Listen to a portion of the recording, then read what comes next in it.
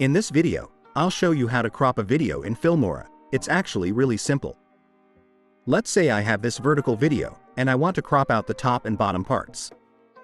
First, I'll click on the clip to select it, and then go up to the toolbar and click the crop icon. This opens a new window where you can adjust the cropping frame. By default, it tries to preserve the original aspect ratio, but I want a square crop, so I'll go over to the ratio dropdown and choose 1:1 for a perfect square. Now I can drag and resize the crop box exactly how I want it. Once it looks good, I'll click Apply. As you can see, the video is now cropped into a square, but it's also zoomed in a bit. To fix that, I'll go back to the clip, click on the Video tab, and under Basic, I'll reduce the scale slightly until everything fits just right. That's it. Your video is now successfully cropped in Filmora.